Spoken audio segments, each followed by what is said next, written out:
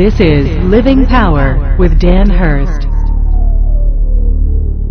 Fear right now, because of your life circumstances, you're going to make the wrong decisions. You're going to make the wrong choices. Remember the three questions I asked you? Let's take a look at those. What is your purpose in life? What is your goal in life? What is your greatest fear? Let's take a look at how you answer those questions and factor that into your current situation. Now, this analysis is based pretty much on the world's way of doing things. As Christians, we should be drawing different conclusions because we have the work of the Holy Spirit in our lives. But in our weak moments, in our moments when we become centered on self as opposed to centered on Christ, then worldly principles tend to direct us, and we make decisions pretty much along this line. People generally believe that the way they accomplish their purpose in life is by reaching their goal in life. So take a look at that little diagram that I've drawn there and look at the fundamental choice of purpose in life. And most people believe that the way you get to your purpose in life is by accomplishing your goal in life. For example, if your purpose in life is to be happy and your goal is to be independently wealthy, you tend to think that independent wealth is the way to happiness. See what I'm saying? Most people think, if that's the way you answered it, if your purpose in life is, I want to be happy, or I want to be fulfilled, I want to be satisfied, and your goal is to be independently wealthy, then you tend to think that independent wealth is the way to happiness.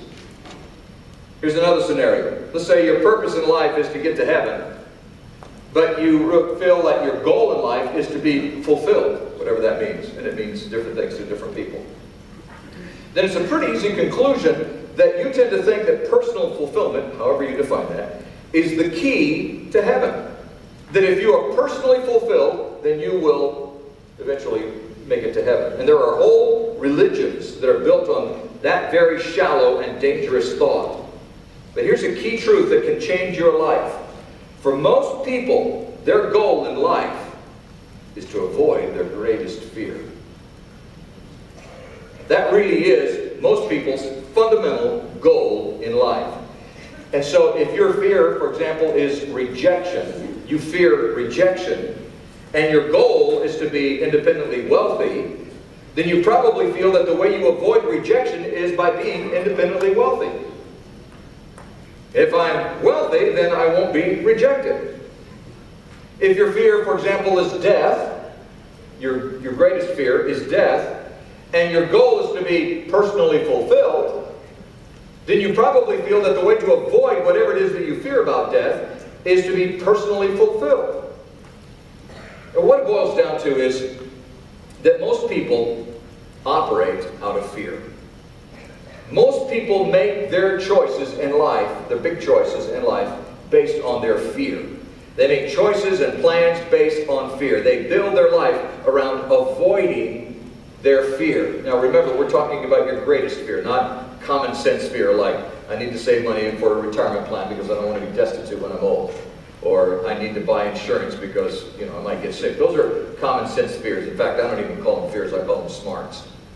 That's just smart. That's just good thinking. I'm talking about those fears that devastate you, that control you, that make you make wrong choices, wrong decisions. When you ask people what their greatest fear in life is, you get some pretty interesting answers. These were some individual answers that people are asked. What is your greatest fear? My greatest fear in my life is losing my job. I have way too many bills. If I lost my job, I would lose everything. My greatest fear in life is failure. I fear messing up so bad as a mother that I ruin my kids, and I fear that when I look back on my life, I'll have some awful regrets. I already regret leaving my husband, but I don't know what else I could have done. Personally, my greatest fear is that my life will be insignificant. I have several fears, but they're all related. When my son lived at home, I was so afraid for my life because I knew he was a drug addict, and I was afraid that the police were going to come and take him away. Now that he's away from home, I fear that his irresponsibility, that he'll drive under the influence and kill someone. I fear that because of his drugs, he'll go to jail for the rest of his life. I fear that I'll go broke because of his irresponsibility, and I'll have nothing for retirement. you see how debilitating and life-consuming fear becomes? Fear seems to fall into two general categories. First of all is the fear of death. Fear of death. And that fear, the fear of death, reveals itself a number of different ways. It may reveal itself as fear of pain. For example, a fear of dying a slow and painful death. Or there is the fear of failure. For example, a fear of dying as a failure or being remembered as a failure. Or sometimes it may reveal itself as a fear of loss of control, and this is a fear of losing control over one's life.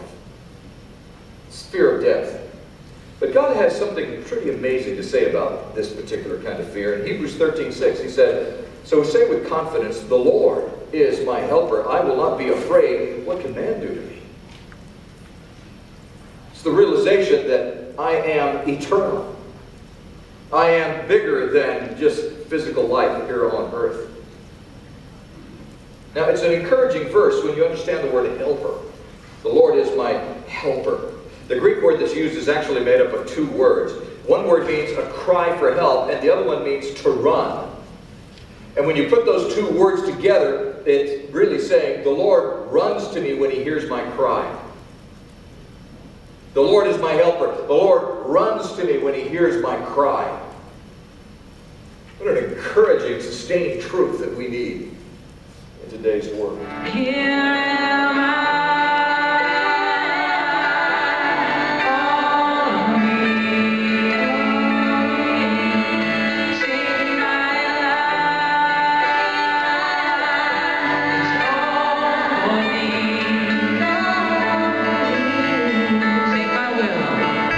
Take my will.